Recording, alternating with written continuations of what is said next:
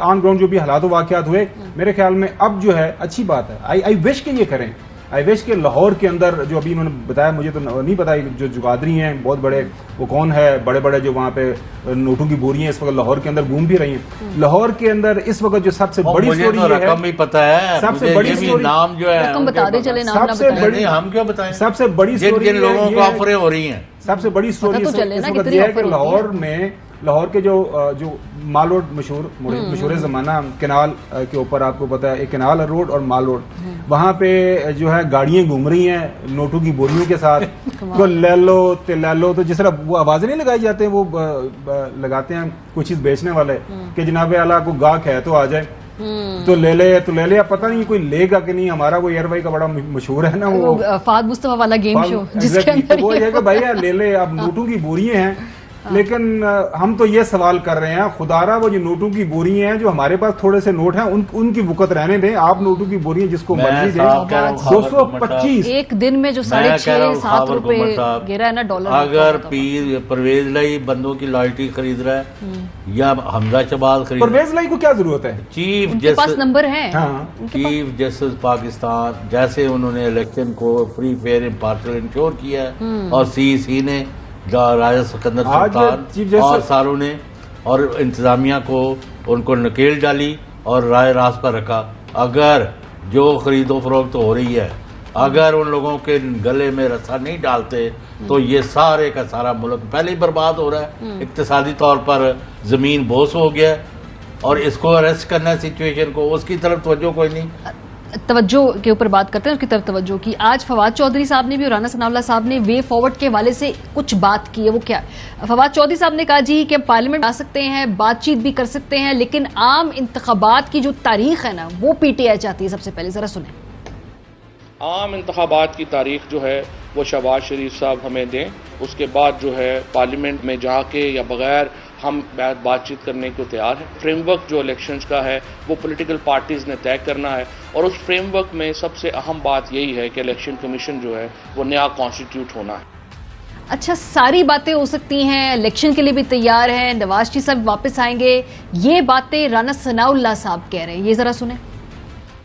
बिल्कुल हम इलेक्शन में जाने के लिए तैयार हैं, मियां नवाज शरीफ साहब वापस आने के लिए तैयार हैं, पार्टी को लीड करने के लिए जो है वो तैयार हैं, लेकिन ये फैसले जो हैं ये फिर किसी तरह जो है वो बैठ के ही होने हैं। ऐसा तो नहीं हो सकता कि हम कौमी असम्बली को इलेक्शन में ले जाएं और बाकी सूबाई हुकूमतों में जो है और लोग बैठे रहें, या ये भी नहीं होगा कि वो चले जाएं और हम बाकी हुकूमत में बैठे रहें।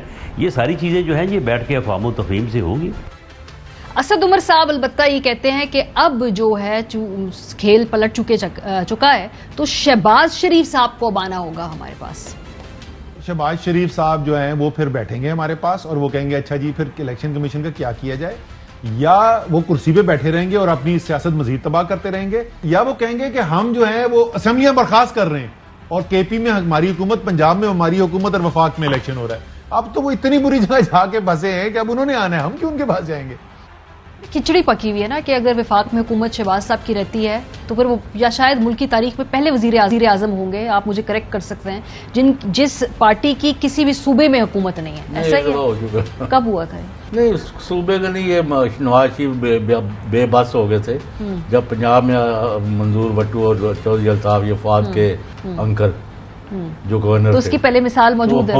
ये फिर लाहौर नहीं पहुंच सकते। नहीं, लेकिन वो इस तरह नहीं था कि खान साहब की तो हर जगह पे है ना, KP में, उधर पंजाब में, KP में, यानी कैपिटल को सराउंड पंजाब कर रहा है सारा। तो पंजाब में अगर आपकी हुकूमत नहीं है, किसी भी फेडरल हुकूमत के पास, किसी एक भी सूबे में नहीं है ना आपके पास के जमाने में। देखें, दो चीजें जो आप सवाल ही है कि वे फॉरवर्ड क्या है, बड़ा इसका आसान हल है। देखें इस वक्त चीफ इस मुल्क का एग्जेक्टिव कौन है, इस वक्त जो lead the house Punjab national assembly का कौन है, इस मुल्क में इलेक्शन में लेके जाना तो किस बंदे के पास ये इख्तियार है?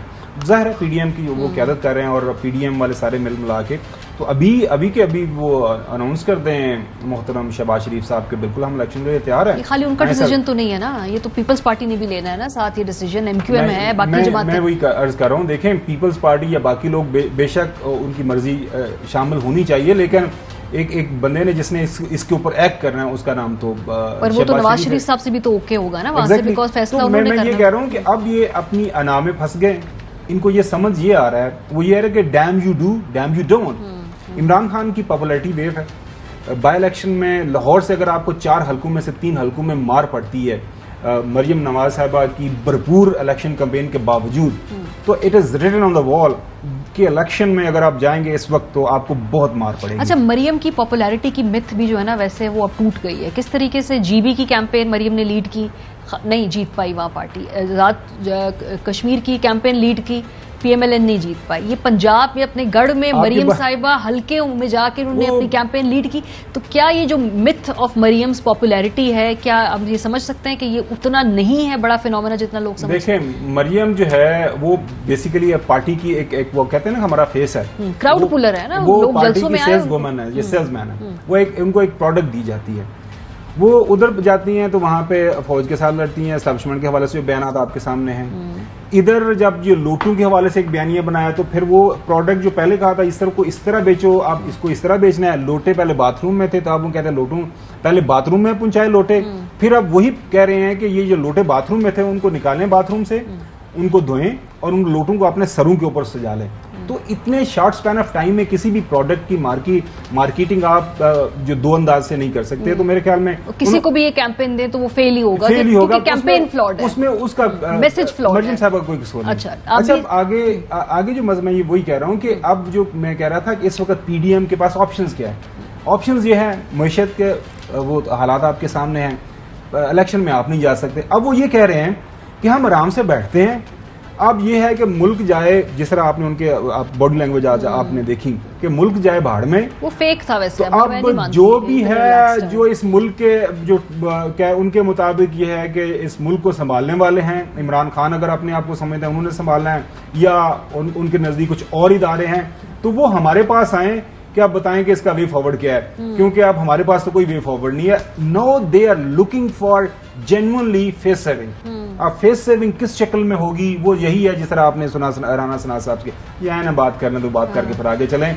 और इमरान खान, असद उमर साहब ने जो बात की है, देखिए इमरान खान को इस वक्त जो सब इससे बेहतर क्या सूट करता है, सुबह में बैठे हैं आराम से, आप लें टैक्स। देखिए, विफाक ने पैसे बनाने हैं, उन्होंने टैक्स लगाने, उन्होंने कीमतें बढ़ानी, पंजाब ने पैसे खर्चने हैं, और आपने वहां पे जो भी अपने इलेक्शन से पहले लोगों को, और सूबों ने अपना काम नहीं किया, जरी टैक्स कलेक्ट नहीं किया, और दूसरे जो प्रॉपर्टी में दूसरी चीजों से पैसे इकट्ठे करने थे वो नहीं करते। वो पैसे खर्चते हैं ना, सिर्फ पैसे खर्चना आसान है ना मुल्क में सर, उसमें वोट मिलते हैं। उसपे होपिंग अगेंस्ट द होप इस पाकिस्तान मुस्लिम लीग नून को पंजाब के अवाम ने, पाकिस्तान के अवाम में 3 दफा उन्होंने इनको मसनद इक़्तिदार पर पहुंचाया।